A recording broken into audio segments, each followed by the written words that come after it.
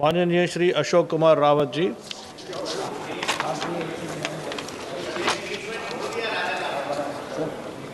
माननीय श्री यूसुफ पठान जी,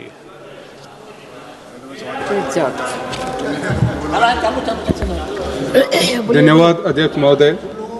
अध्यक्ष महोदय, आज मजदूरों के बारे में डिस्कशन हुआ, बहुत गहराई से उनकी सुरक्षा के बारे में बातचीत हुई।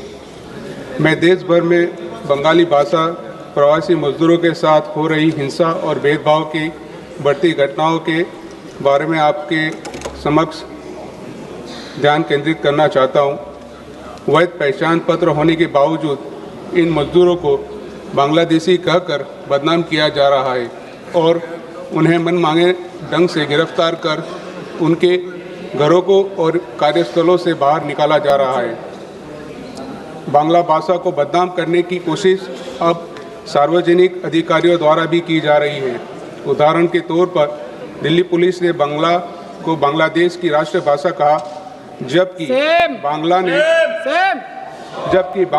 न केवल संविधान द्वारा मान्यता प्राप्त 22 भाषाओं में से एक है, बल्कि इसे वर्ष 2024 में केंद्र सरकार द्वारा एक शास्त्रीय भाषा क्लासिक लैंग्वेज का दर्जा भी दिया गया है।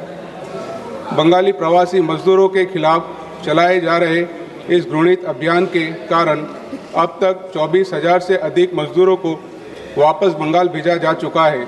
इस तरह की शत्रुता, नफरत और उत्पीड़न संविधान के अनुच्छेद 14 के तहत समानता के अधिकार और अनुच्छेद 15 के तहत भेदभाव के निषेध का उल्लंघन करता है।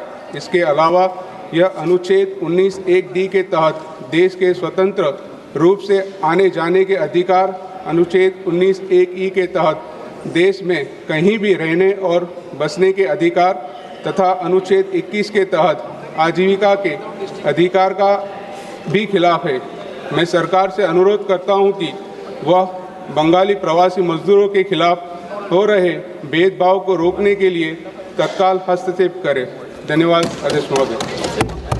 माननीय श्री ब्रजेंद्र सिंह ओला जी, जी मेरे संसदीय क्षेत्र झुंझुनू का पिलानी एक बहुत महत्वपूर्ण स्थान है। वहाँ Birla education of technology and science भी है और भारत सरकार का संस्थान सेंट्रल इलेक्ट्रॉनिक रिसर्च इंस्टीट्यूट भी वहाँ स्थापित है। वहाँ की रेलवे लाइन के लिए रेलवे मंत्रालय ने सर्वे कराया है। सर्वे का काम पूरा हो गया है। मेरा आपके माध्यम से रेलवे मंत्री से ये आग्रह है कि वहाँ के बहुत सारे लोग देश के दूसरे हिस्से में रहते हैं, व्यापार करते हैं। पूर्वी भारत में, आपके उत्तरी भारत में बहुत सारे सेना में लोग हैं और Birla institute of science and technology में न केवल इस देश के छात्र अध्ययन करते हैं बल्कि विदेश के लोग भी आते हैं और फैकल्टी में भी विदेशी लोग भी हैं, यहाँ के लोग भी हैं। इलेक्ट्रॉनिक इंस्टीट्यूट है जो सेंट्रल गवर्नमेंट का संस्थान है, उसमें भी बहुत सारे वैज्ञानिक हैं। इन सब को अब लुहारू से ट्रेन पकड़नी पड़ती है, जबकि लुहारू से पिलानी का जो मैंने निवेदन किया है, सर्वे हो चुका है। उस सर्वे के बाद अब उसको बजट दे के अतिशीघ्र उस काम को शुरू कराएं, जिससे शिक्षा नगरी देश के रेलवे मानचित्र पर आ सके और वहाँ के आम आदमी को, वहाँ के विद्यार्थियों को, वहाँ के मजदूरों को, वहाँ के सैनिकों को, वहाँ के किसानों को रेल सुविधा का लाभ मिल सके। इसके अलावा एक मेरे जिला मुख्यालय झुंझुनू से रतनगढ़ तक वाया मंडावा फतेहपुर होकर रेल लाइन की स्वीकृति दें, जिससे जो हमारे डिफेंस के लोग जिनको बॉर्डर पर जाना होता है उनको एक वैकल्पिक मार्ग मिल जाएगा और उस क्षेत्र के लोगों को रेलवे से जुड़ाव हो जाएगा।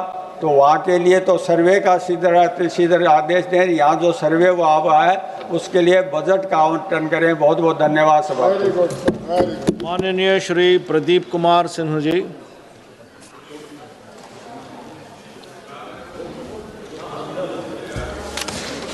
अध्यक्ष महोदय, बहुत बहुत धन्यवाद।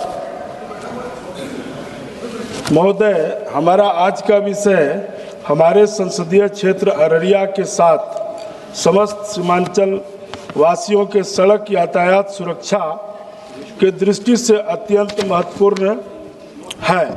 महोदय, पटना से सीधे पश्चिम बंगाल को जोड़ने वाली महत्वपूर्ण सड़क NH-57 अररिया के नरपतगंज से होकर गुजरती है। महोदय, नरपतगंज प्रखंड मुख्यालय है। सारे स्कूल कॉलेज जो है बच्चों को टप के पढ़ाई करने के लिए जाना पड़ता है। महोदय, वहाँ पे मोटरसाइकिल और पैदल चलने के लिए PUP बना हुआ है। महोदय, मैं आपको यह काम बहुत पहले मैं लिख के भी दिया था। नरपतगंज से गुजरती है और एक्सीडेंट का खतरा, कई घटनाएं भी घटी है। NH-57 के नीचे जाने वाली सीधे नेपाल को जोड़ती है महोदय ये सड़क, लेकिन यहाँ NH-57 पर पैदल यात्री अंडरपास PUP होने की वजह भारी वाहन की आवाजाही में अत्यंत असुविधा होती है। BUP भारी वाहन उपमार्ग की अत्यंत आवश्यकता है। महोदय, सड़क परिवहन राजमार्ग मंत्रालय द्वारा इसकी स्वीकृति भी पहले लगभग 1 साल पूर्व मिली है।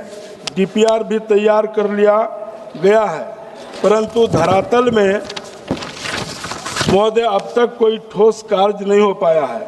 अध्यक्ष महोदय, आपके माध्यम से माननीय सड़क परिवहन राजमार्ग मंत्री जी से निवेदन करता हूं कि नरपतगंज स्थित NH-57 में बने पैदल यात्री अंडरपास की जगह भारी वाहन उपमार्ग के निर्माण कार्य को अतिशीघ्र प्रारंभ किया जाए। धन्यवाद। माननीय डॉक्टर अमोल राम सिंह कोल्हे जी।